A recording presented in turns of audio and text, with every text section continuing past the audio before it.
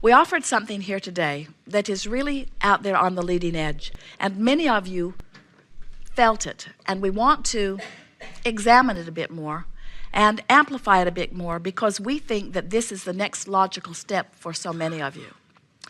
So I'm living whatever I'm living. Maybe it's an art business that I've let go. Maybe it's a relationship that doesn't feel good anymore.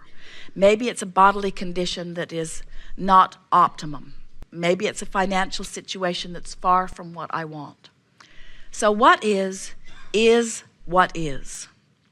And as I talk about what is, as I observe what is, as I join groups about what is, I express a vibration of what is forward into my experience, which means my future experience is full of things like my now. But if I can let what is be in an attitude of making peace with it, not pushing against it, but understanding that where I am is where I am. And then I make an effort to find the positive aspects in where I am. I make an effort to turn downstream, so to speak, about where I am. Now what happens is, even though it's not changing immediately, my future experience that I'm floating in the direction of is changing. So the thing that we think has tripped so many of you up is this business of not being able to quantify your journey. Is this business of being so aware of where I am that I can't find a good thought about it because I don't want to be here.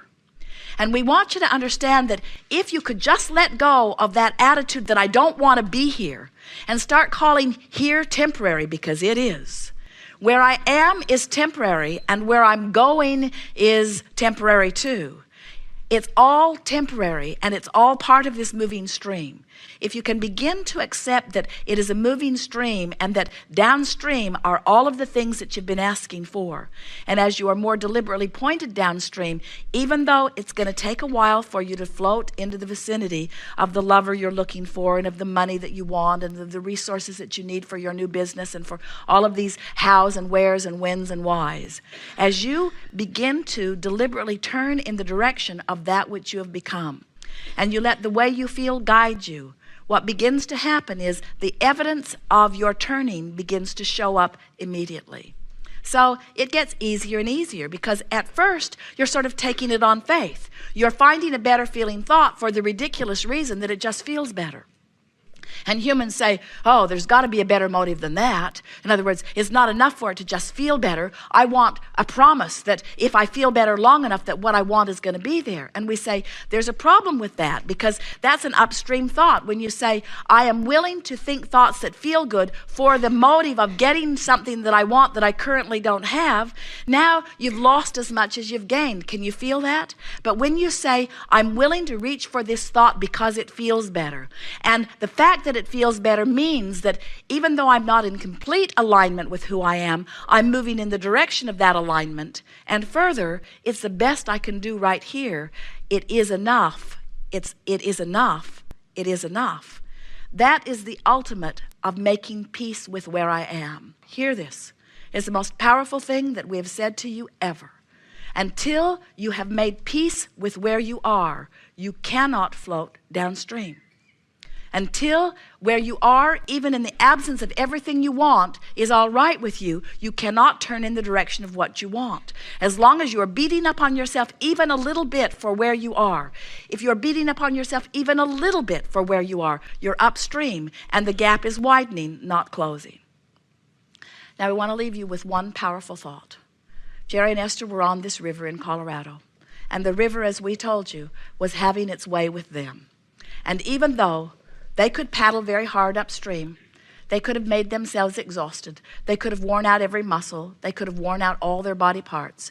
They could have paddled and paddled and paddled and paddled and paddled and paddled and paddled and paddled against that current. Still, you know what that current would do to them. They're paddling against it, but guess what? They're still moving in the direction of what they want. And the reason that we tell you that is because the stream of well-being is so powerful. It is so powerful.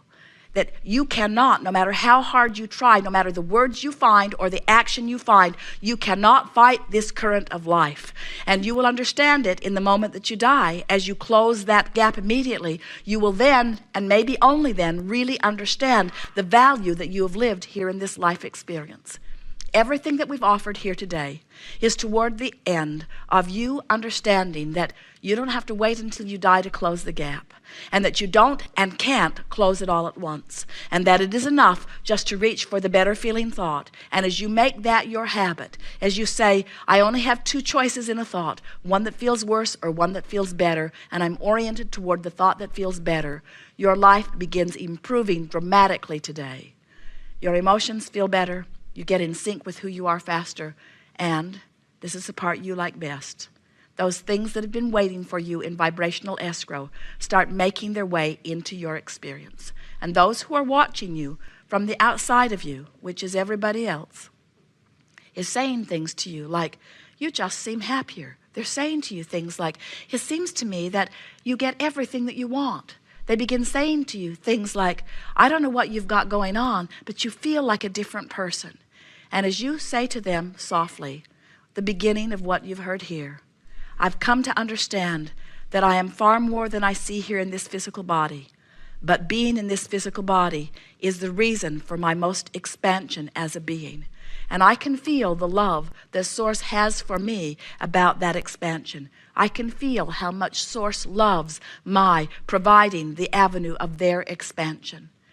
And one day it just occurred to me, I am a source of expansion for that which man calls God.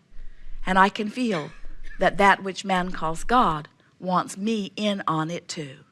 And so I'm turning more and more in the direction of things that make me feel good. My new orientation is to praise, not criticize. My new orientation is to appreciate, not blame. My new orientation is to love me, not doubt me. My new orientation is to look for the benefit in you. My new orientation is to look wherever I am for positive aspects. My new orientation is today, no matter where I am, no matter what I'm doing, and no matter who I'm doing it with, to look for that which I'm wanting to see. And I have come into alignment, you'll tell your friend, with who I am. And I got to tell you, it's sweet. It feels good. It feels good, and that's the bottom line of it. But the side benefits are, I'm richer for it. I'm healthier for it. I'm clear-minded for it. I'm more flexible for it. My relationships are better for it. My world has come into alignment. I can feel that I have finally become who life has caused me to be. There is so much love for that which you are. We want you to know that you are the extension of that which we are, and that we would not expand as we are if it were not for the likes of you.